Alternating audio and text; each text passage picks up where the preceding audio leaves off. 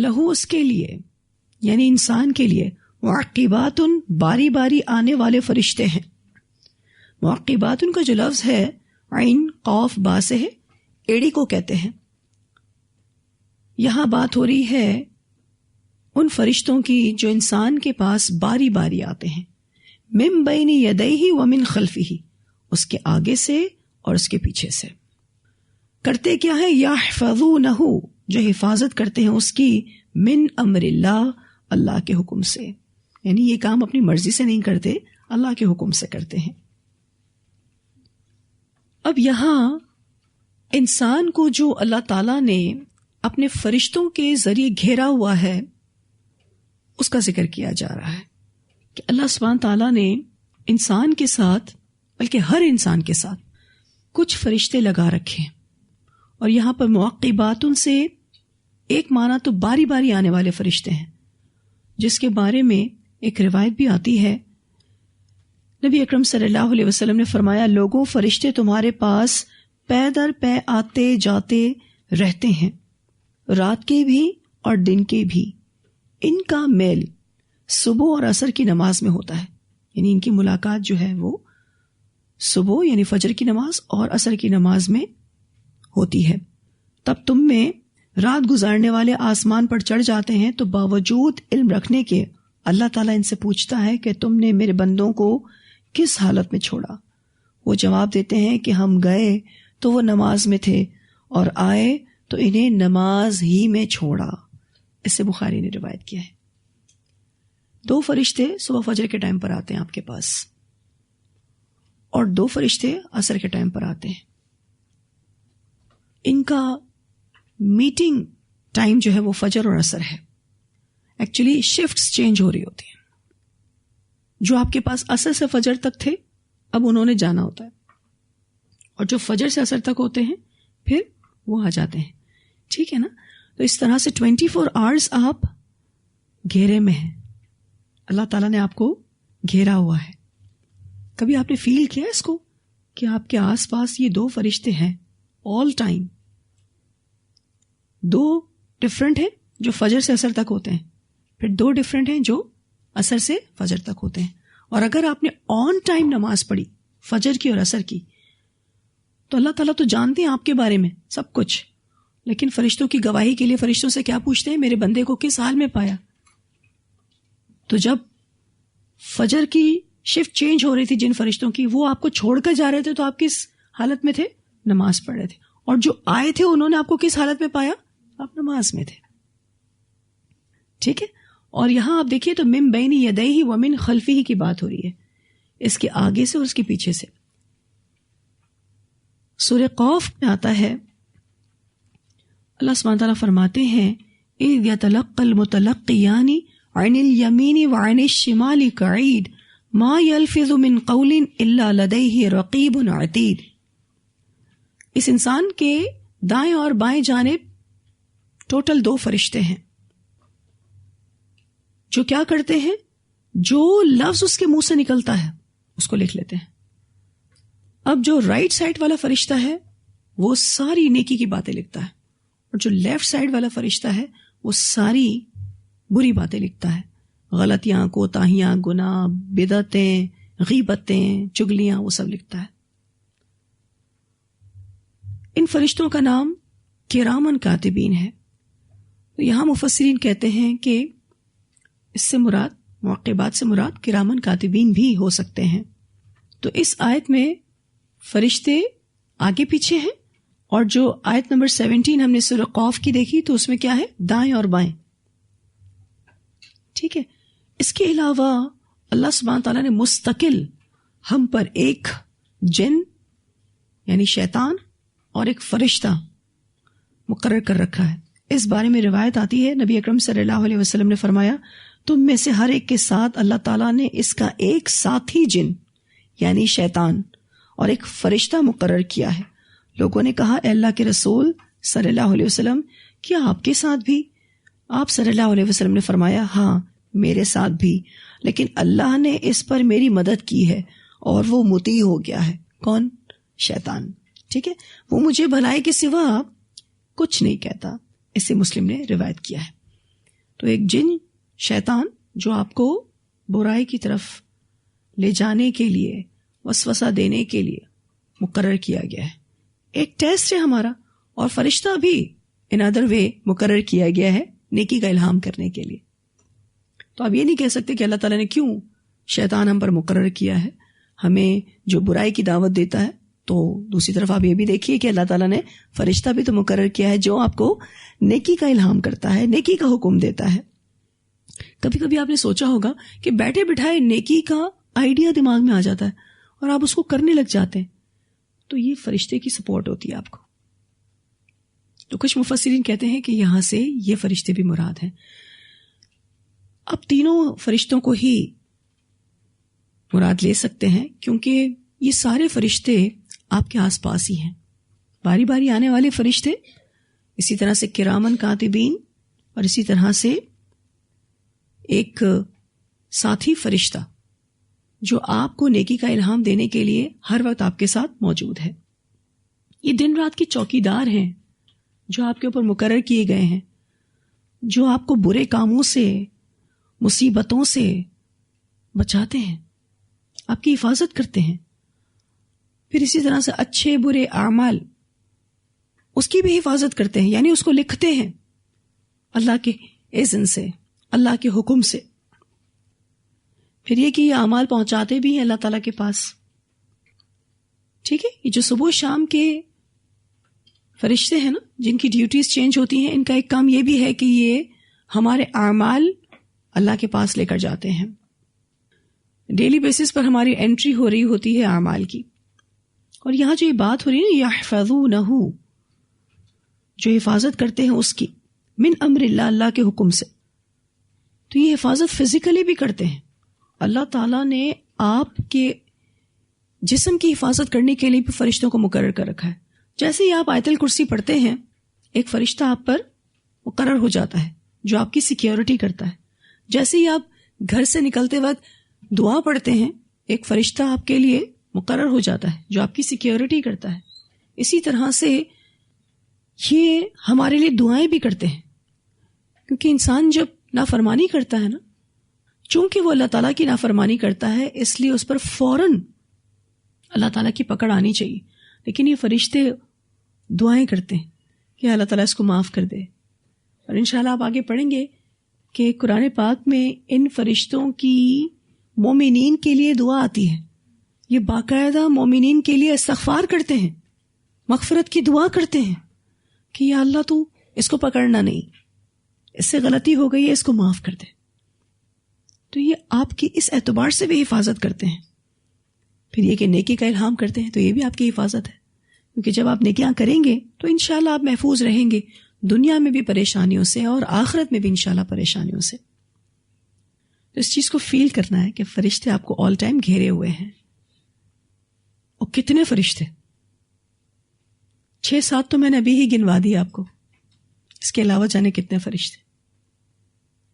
پھر اللہ سبحانہ تعالیٰ فرماتے ہیں ان اللہ، بے شک اللہ تعالیٰ، لا یغیر، نہیں بدلتا، ما، جو، یعنی اس نعمت کو جو، بقوم، کسی قوم کے ساتھ ہو، حتی، یہاں تک کہ، یغیرو، وہ خود بدل دیں، ما بانفسہم، جو ان کے نفسوں کے ساتھ ہے. اللہ تعالیٰ کسی قوم سے اپنی نعمتوں کو اس وقت تک نہیں لیتا جب تک کہ وہ اپنی حالت بدل نہیں لیتی. اپنی حالت بدل نہیں لیتی یعنی خیر اور اصلاح کی راہ سے ہٹ جاتی ہے. یعنی وہ خیر اور اصلاح پر تھی، لیکن جب وہ خیر اور اصلاح کی راہ سے ہٹ جاتی ہے تو پھر اللہ تعالیٰ بھی اس سے نعمتیں لے لیتا ہے. یا پھر وہ گناہوں میں مبتلا ہو جاتی ہے تو پھر اللہ سبحانہ تعالیٰ اس سے وہ نعمتیں لے لیتا ہے. جب تک وہ اصلاح پر ہے، جب تک وہ نیکی کے کاموں پر ہے، جو نعمت اللہ تعالیٰ نے دی ہے اللہ تعالیٰ اس کو لیتا نہیں ہے. اسی سے ملتی جلتی بات آپ نے سورہ انفال میں پڑھی تھی. اللہ سبحانہ تعالیٰ فرماتے ہیں ذالک بأن اللہ لم یک مغیرا نعمتا انعمها علی قوم حتی یغیروا ما بانفسہم وان اللہ سمیع علیم. یہ اس لیے کہ بے شک اللہ کبھی وہ نعمت بدلنے والا نہیں جو اس نے کسی قوم پر کی ہو، یہاں تک کہ وہ بدل دیں جو ان کے دلوں میں ہے، اور اس لیے کہ بے شک اللہ تعالیٰ سب کچھ سننے والا اور سب کچھ جاننے والا ہے۔ جب تک کوئی قوم اپنے افراد کی اصلاح نہ کرے تو قوم کا حال بدل نہیں سکتا۔ قومی حالت ڈپینڈ کرتی ہے انفرادی حالت پر۔ ایک اکیلا شخص جو عمل کرتا ہے نا، اس کا عمل صرف اس کی ذات تک نہیں رہتا، بلکہ وہ ایک کنٹریبیوشن ہوتا ہے سوسائٹی کے لیے، قوم کی اجتماعی حالت کے لیے۔ تو گویا ہر شخص کا انفرادی عمل کاؤنٹ کرتا ہے، معنی رکھتا ہے۔ اگر افراد کام کرنے والے ہوں، محنتی ہوں، مخلص ہوں، امن والے ہوں، امانت دار ہوں، تو قومیں بن جاتی ہیں۔ اور اگر افراد نکمے ہوں، خائن ہوں، بد کردار ہوں، سست ہوں، تو یہ قومیں برباد ہو جاتی ہیں۔ ایسی قوموں کی حالت پھر نہیں بدل سکتی۔ اللہ تعالیٰ کسی بھی ملک کو، کسی بھی قوم کو جب ترقی دیتے ہیں، امن دیتے ہیں، عافیت دیتے ہیں، تو لازمی طور پر وہاں کے لوگوں میں یہ خوبیاں ہوتی ہیں۔ ادروائز اللہ سبحانہ تعالیٰ پھر کسی بھی قوم کی اصلاح نہیں کرتے اگر وہ خود اپنی اصلاح کرنا نہیں چاہتے۔ اور یہ بات سمپل اگر میں کہوں نا تو یوں کہہ لیں کہ ایک انڈیویژل جب تک ٹھیک نہیں ہوگا، معاشرہ ٹھیک نہیں ہوگا، اللہ سبحانہ تعالیٰ کی مدد نہیں آئے گی، چینجز نہیں آئیں گی۔ اور ایک معنی یہ بھی ہے کہ اگر کوئی نعمت آپ کے پاس ہے، اللہ آپ سے نہیں لے گا جب تک کہ آپ غلط راہ پر نہیں جاتے، جب تک کہ آپ برائی کی طرف نہیں جاتے، جب تک کہ آپ اپنی اصلاح نہیں چھوڑتے، اللہ آپ سے وہ نعمت نہیں لے گا۔ دونوں معنی اس میں آتے ہیں، ٹھیک ہے نا؟ ایک بات تو یہ کہ ایک انفرادی شخص کا عمل کاؤنٹ کرتا ہے، اگر وہ اچھا ہے تو اللہ سبحانہ تعالیٰ قوموں کی حالت بدل دیتے ہیں، ٹھیک ہے نا؟ ایک معنی تو یہ آ گیا۔ اور دوسرا معنی کیا ہے کہ اللہ سبحانہ تعالیٰ کسی بھی قوم سے کوئی نعمت نہیں لیتا جو اس نے اس کو دے رکھی ہے جب تک کہ وہ خود اپنی حالت نہ بدل لیں، یعنی گناہوں میں جب تک نہ پڑ جائیں۔ نیک کام کرتے رہیں گے، نعمتوں میں اور اضافہ ہی ہوگا۔ تو یہ اللہ کا قانون ہے اور اس قانون میں کوئی تبدیلی نہیں ہوتی۔ آج آپ دیکھیے ہم سب مسلمانوں کا حال، ہم مغلوب ہیں، ہماری معیشتیں تنگ ہیں، ہمارے مالوں میں برکت نہیں رہی، ہمارے وقتوں میں برکت نہیں رہی، نفسا نفسی کا عالم ہے، کہیں زلزلے آ رہے ہیں تو کہیں سیلاب، کہیں کوئی مشکل تو کہیں کوئی مشکل۔ کیوں ہو رہا ہے ہمارے ساتھ ایسا؟ اس لیے کہ ہم اپنی اصلاح چھوڑ چکے ہیں۔ ہمارا معاشرہ برائیوں میں، بے حیائیوں میں گرا ہوا ہے۔ اللہ تعالیٰ کی مدد کہاں سے آئے گی؟ پھر جو نعمتیں اللہ نے دی ہیں وہ تو لے ہی لے گا اللہ۔ اور چینجز کب آئیں گی؟ کب حالت بدلے گی؟ جب ہم ایز انڈیویجول اپنے آپ کو چینج کریں گے۔ سمجھ آ رہی بات؟ کیا بات ہو رہی ہے اس آیت میں؟ تو اللہ سبحانہ تعالیٰ فرماتے ہیں ان اللہ لا یغیر ما بقوم حتی یغیروا ما بانفسہم۔ یہ جو ما بانفسہم ہے نا، مراد یہاں سے انفرادی حالت ہے۔ جب تک کوئی انفرادی طور پر اپنے آپ کو چینج نہیں کرے گا، معاشرہ چینج نہیں ہوگا، اللہ کی مدد نہیں آئے گی۔ وہ ایک شعر آتا ہے نا، افراد کے ہاتھوں میں ہے اقوام کی تقدیر، ہر فرد ہے ملت کے مقدر کا ستارہ۔ اور اسی طرح سے ایک اور شعر آتا ہے، خدا نے آج تک اس قوم کی حالت نہیں بدلی، نہ ہو جس کو خیال آپ اپنی حالت بدلنے کا۔ خلاصہ کیا ہے پھر جتنی آیت ہم نے پڑھی اس کا؟ کہ ہم میں سے ہر ایک کو خود پر توجہ کرنی ہے۔ میں کیا کر رہی ہوں؟ میرا عمل کیا ہے؟ میں نے کیا کوشش کی؟ کیونکہ اللہ تعالیٰ ہم سب کی کوششیں ہی دیکھ رہے ہیں۔ اگر ہماری کوششیں اچھی بہترین ہوں گی تو ریزلٹس بھی ایسے ہی آئیں گے انشاءاللہ۔ یہ بات یاد رکھنی ہے کہ ہر انفرادی شخص ذمہ دار ہے، رسپانسبل ہے۔ آج اگر ہمارے پاس اچھے حکمران نہیں ہیں تو وجہ کون ہے؟ ہم خود۔ مشکات کی روایت میں آتا ہے نبی اکرم صلی اللہ علیہ وسلم نے فرمایا جیسے تم ہوگے ویسے تمہارے حکمران ہوں گے.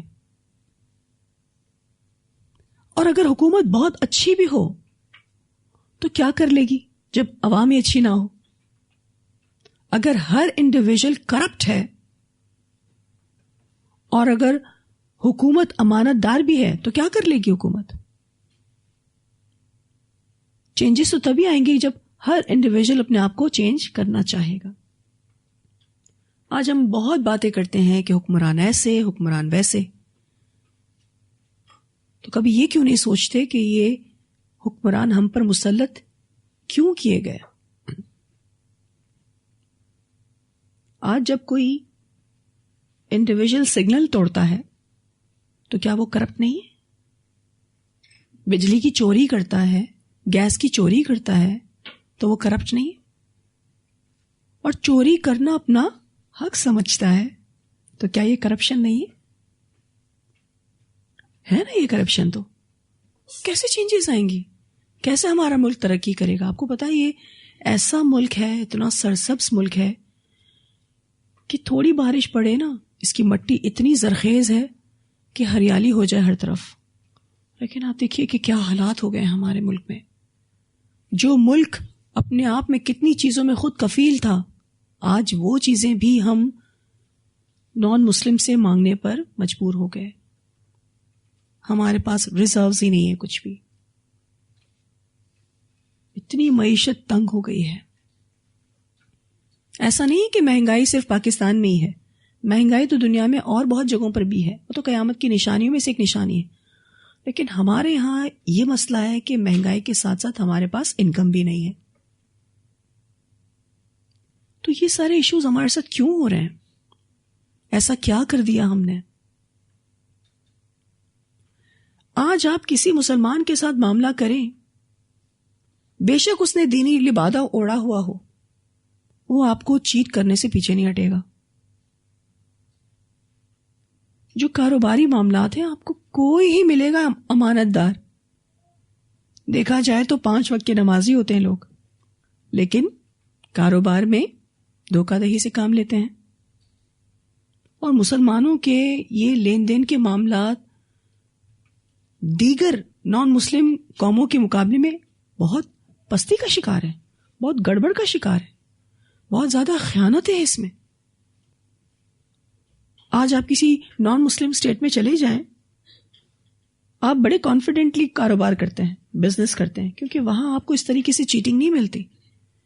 اچھے برے لوگ تو سب جگہ ہوتے ہیں، ٹھیک ہے، میں یہ نہیں کہوں گی کہ سارے ہی اچھے ہو جاتے ہیں، لیکن میجورٹی لوگ ایسے ہوتے ہیں جو لائل ہوتے ہیں، ایماندار ہوتے ہیں. اور ہمارے ہاں کیا ہے؟ ڈھونڈنا پڑتا ہے کہاں ہے کوئی امین شخص. جھوٹ، دھوکہ دہی، خیانت، غیبت، حرام چیزوں کا استعمال مسلمانوں میں بڑھتا ہی جا رہا ہے. نان مسلمز کرتے ہیں تو سمجھ بھی آتا ہے کہ چلو وہ اللہ کو نہیں مانتے، اللہ کی نہیں مانتے.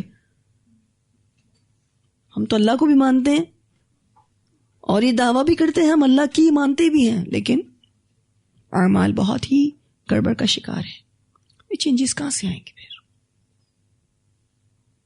آج ہمارے علماء سے سوال ہی ہوتا ہے کہ کیا ہم گیس کی چوری کر سکتے ہیں یا نہیں، کیونکہ ہمیں گیس نہیں ملتی. دیکھیں کرنٹ ایشوز کیا ہیں، یہی ہے نا. آج اگر مجھے نوکری نہیں مل رہی تو کیا میں کسی کا موبائل چھین سکتا ہوں؟ کیا میں چوری اور ڈاکہ ڈال سکتا ہوں؟ کیونکہ میرے پاس تو نوکری نہیں ہے. میں تو چاہتا ہوں نوکری کروں لیکن ہے ہی نہیں. میں کتنے دن اپنے گھر والوں کو اپنی نظروں کے سامنے بھوکا دیکھوں گا، تڑپتا دیکھوں گا. تو جو حالات چل رہے ہیں نا وہ اسی لیے ایسے ہو رہے ہیں کیونکہ ہم نے اللہ کی رسی کو چھوڑا ہوا ہے. ہم اپنے گھروں کے حال دیکھ لیں نا، ہم چھوڑیں پورے ملک کو. ہمارے گھروں میں سے کتنے ایسے لوگ ہیں جو قرآن پڑھ رہے ہیں؟ ہمارے گھروں میں سے کتنے ایسے فیملی ممبرز ہیں جنہوں نے قرآن کو مطلب تجوید تو دور کی بات ہے، اردو کی طرح بھی روز پڑھا ہو. سمجھ کے پڑھا ہو. اللہ سبحانہ تعالیٰ نے تو قانون بتا دیا اپنا کہ اللہ تعالیٰ پھر اس قوم کی حالت نہیں بدلتا جب تک کہ وہ اپنی حالت خود نہ بدلنا چاہے. اور اللہ تعالیٰ نعمتیں تب تک نہیں لیتا جب تک قوم سیدھی رہتی ہے. لیکن قوم بگڑے گی تو اللہ نعمتیں بھی لے لے گا، ایک ایک ایک ایک کر کے ساری نعمتیں لے لے گا. اور یہ جو آخری حصہ ہے اس آیت کا، وَإِذَا أَرَادَ اللَّهُ، اور جب ارادہ کرتا ہے اللہ بِقَوْمٍ، ساتھ کسی قوم کے، سوءً، برائی کا یعنی عذاب کا، فَلَا مَرَدَّ لَهُ، تو نہیں کوئی پھیرنے والا اس کو. مردہ جو ہے اگر مصدر کا معنی لے تو پھیرنا، اور اگر اس کو ظرف زمان اور مکان کے معنوں میں لیں تو بھاگنے کی کوئی جگہ نہیں ہوگی اور بھاگنے کا کوئی وقت نہیں ہوگا. فلا مرد لہ، تو نہیں کوئی پھیرنے والا اس کو. اس عذاب کو کوئی پھیر نہیں سکتا، اس عذاب کو کوئی کینسل نہیں کر سکتا. اور وہ عذاب آ جائے گا تو کوئی بھاگنے کی جگہ نہیں ہوگی، بھاگنے کا کوئی وقت نہیں ہوگا. وما لہم، اور نہیں ان کے لیے، من دونہ، اس کے سوا، من والن، کوئی مددگار. ایکچولی یہ والن والی تھا، اور اس سے پہلے جو من ہے وہ ایکسٹرا ہے، زائد ہے، اور یہ تاکید کے لیے آیا ہے. کیا تاکید چھپی ہے اس میں؟ اور نہیں ان کے لیے اس کے سوا، کس کے سوا؟ اللہ کے سوا کوئی مددگار. تاکید یہ ہے کہ کوئی مددگار ہوگا ہی نہیں. اور والی کہتے ہیں ایسا دوست جو مدد کے ساتھ ساتھ معاملات کو بھی حل کرے. پھر جب اللہ کا عذاب آتا ہے نا، پھر بربادی کے سوا اور کچھ نہیں.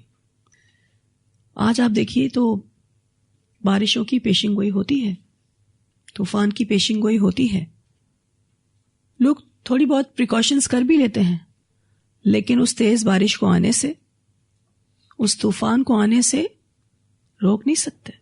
اگر آ گیا تو کوئی اس کو پھیر نہیں سکتا. کوئی مشین بنی اب تک کہ جو طوفان سے بچاتی ہو، کوئی مشین ایسی بنی ہو جو طوفان کو روک سکتی ہو. بعض دفعہ زلزلے کی پریڈکشن بھی ہوتی ہے کہ جی زمین میں یہ تبدیلیاں آ رہی ہیں تو فلاں جگہ زلزلہ آ سکتا ہے. ہو سکتا ہے کوئی پریکاشن کر لیں، لیکن زلزلے کو آنے سے تو روک نہیں سکتے. اس میں جو پھر تباہی مچتی ہے، اس تباہی کو تو کوئی نہیں روک سکتا.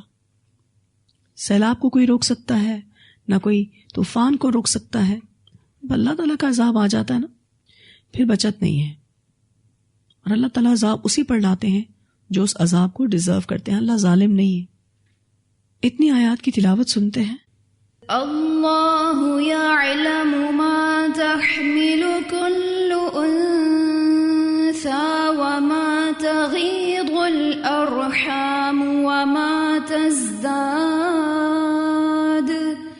وكل شيء عنده بمقدار عالم الغيب والشهادة الكبير المتعال سواء منكم من أسر القول ومن جهر به ومن هو مستخف بالليل وسارب بالنهار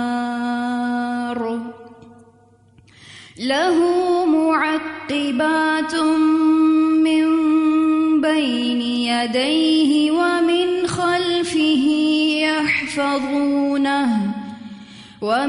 خلفه يحفظونه من أمر الله إن الله لا يغير ما بقوم حتى يغيروا ما بأنفسهم